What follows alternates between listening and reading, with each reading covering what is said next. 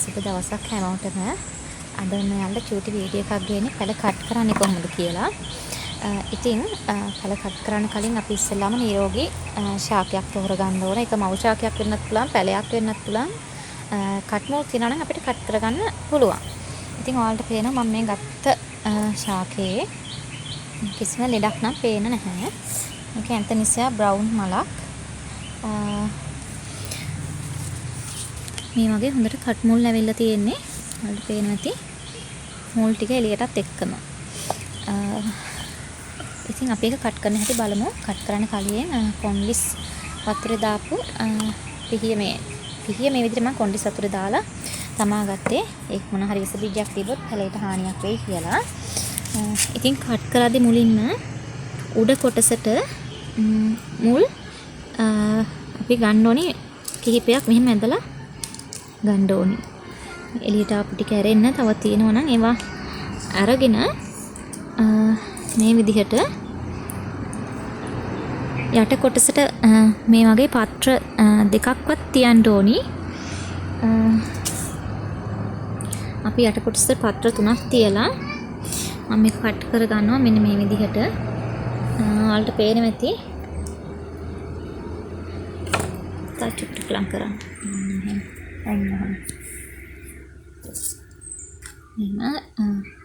අපි කට් එකක් දාගන්නවා.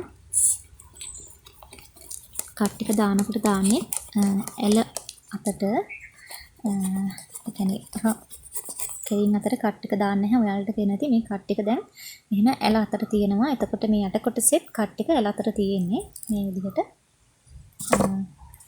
මේ තියෙන කපාගත්ත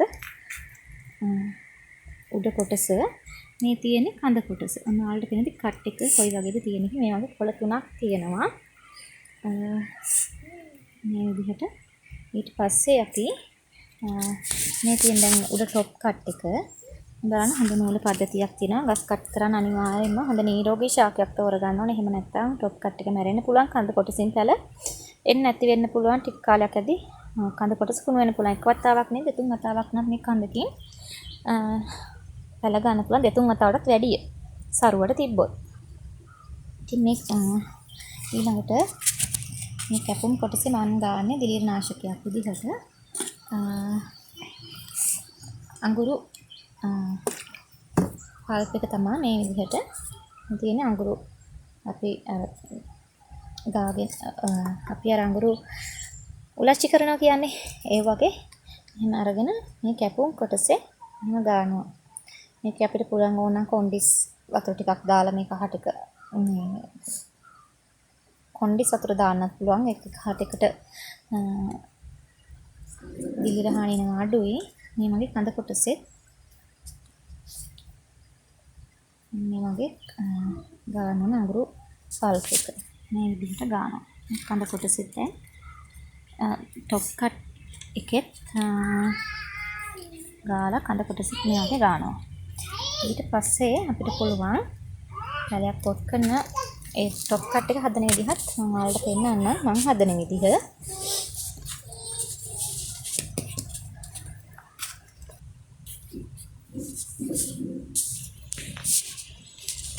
මේ වගේ පොඩි පොට් එකක් තමයි මම තෝරගන්නේ. ලොකු පොට් ගන්න නැහැ. හොඳින් සිදුරු තියෙන පොට් එකක් ගත්තේ. හොඳින් සිදුරු තිබ්බොත් තමයි වතුර බහැලා යන්නේ. නැත්තම් මුල් කුණු වෙන්න බලනවා සිදුරු නැත්තම්. ඊට පස්සේ අපි මේ විදිහට ලොකු පොළොලි කැට කිහිපයක් අඩියට දාගෙන මේ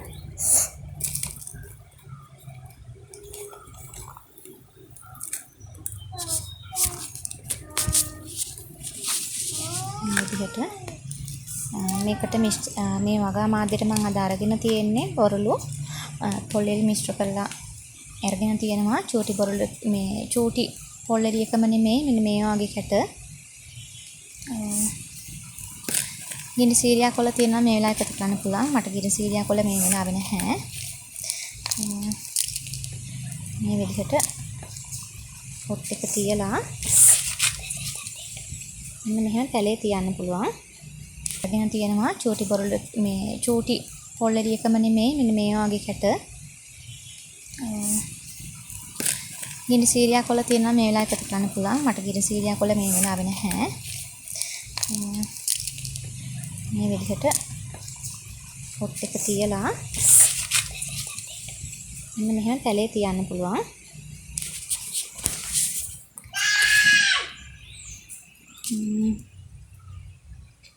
එළියට ආපු මේ මුල් ටිකත් අපිට පුළුවන් පොට් එක වටේ මෙහෙම තියන්න.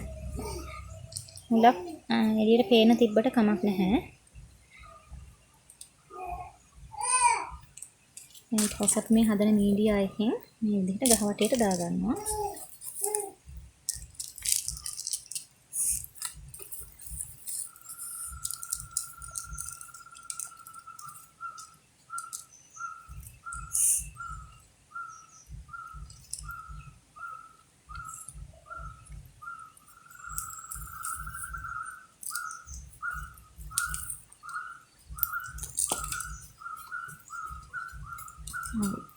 ඒක දැන් දිලින අවශ්‍යකතාවට ස්ප්‍රේ කරනකොට මේ ඩාර්ක් මීඩියා එක ගොඩක් යටට බහිනවා.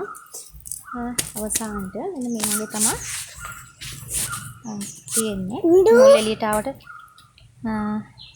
ප්‍රශ්නයක් නැහැ.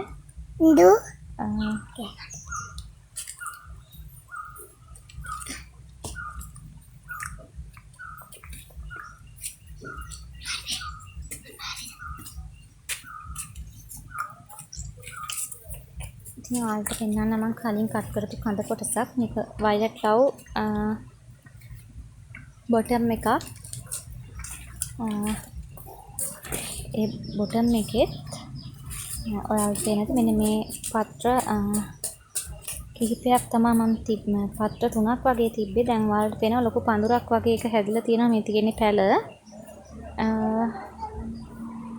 මේ පැලත් අපිට පුළුවන් වෙන් කර ගන්න. ඔයාලට පේනවා ඇති මේ මුල් රෝස පාට මුල් ඇවිල්ලා තියෙනවා. ඒ තනි කොළයක් තිබ්බත් අපි මේ ටිකත් හිමින් සැරේ වෙන් කර ගන්න ඕන. මේ තියෙන බොටම් එකේ ආපු පැල තනි කොළයක් වුණත් ප්‍රශ්නයක් නැහැ, හදා ගන්න පුළුවන්. මට නම්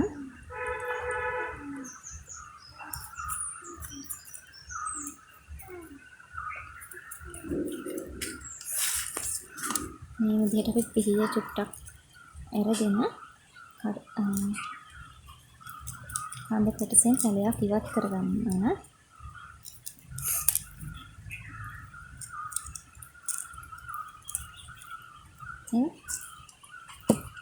ආල්ට පේනවා ඇති තනි කොළයක්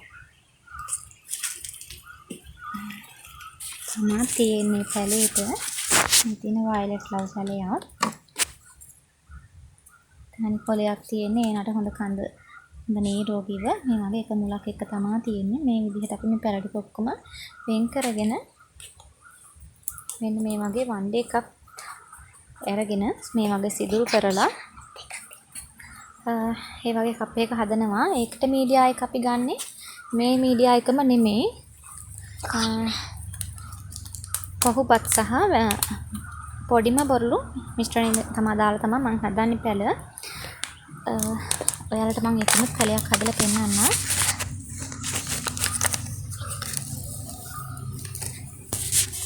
මේ වගේ කප් එකට මිශ්‍රණය ටිකක් මේ විදිහට දාගන්නවා. හොඳටම පුරවන්න නැහැ. 3 කාලක් වගේ පුරවලා අපි මේ කොටසෙත් පැකුම් කොටසේ ගා ගන්නවා අඟුරු පල්ප් එකෙන් ටිකක් මේ විදිහට.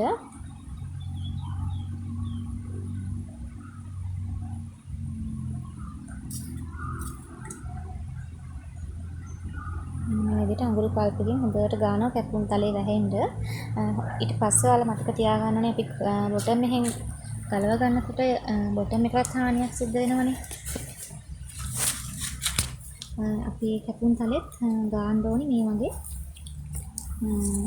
මොකක් හරි දිලිරනාශකයක් ගන්න. මම අඟුරු තමයි ඉතින් ගන්නෙ. කැපුම් තලේ පේන්නේ නැත්නම් අපිට පුළුවන් කැප්ටාන් කොණ්ඩේ සතු ටිකක් හරි දාන්න. ඊපස්සේ මේ පැලේ මුල කැඩෙන්නේ නැති වෙන්න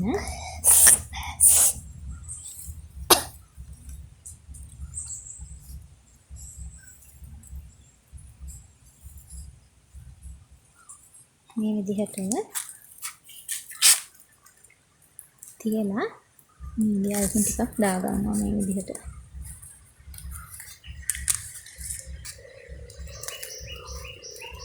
ඔස්මෝකෝට් එන්නක තිබුණා මේ වෙලාවේ මේකට දාන්න තිබ්බා. මගේ පොහොරක ඉවරයි. ඒ නිසා දාන්න විදිහක් නැහැ. පොහොර ගෙනාපුවම අපිට පුළුවන් මේකට උඩින් පොහොර ටික ඔස්මෝකෝට් ටිකක් දාන්න. අනිත් සලයක් උනාට යාට හොඳ මුලක් තිබ්බා. ඒ මුලට කිසිම හානියක් නොමේ ගලවගෙන මේ විදිහට එක පොට් කරගත්තා.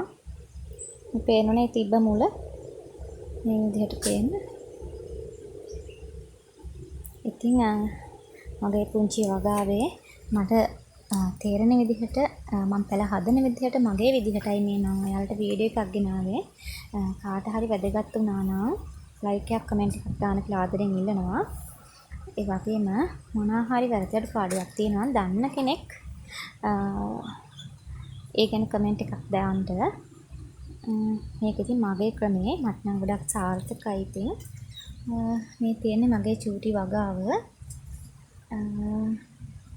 ඇත්තටම ලොකු නෙට් හවුස් එකක් ගහලත් නැහැ. පොඩි ඉඩ ප්‍රමාණික පුංචියට පටන් ගත්තු වගාවක් මේක.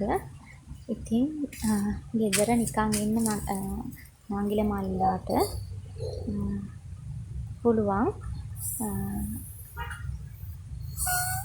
පොඩි ව්‍යාපාරයක් විදිහට මේ ඇන්තූරියම් පටන් අරගෙන ලොකු ගමනක් යන්න.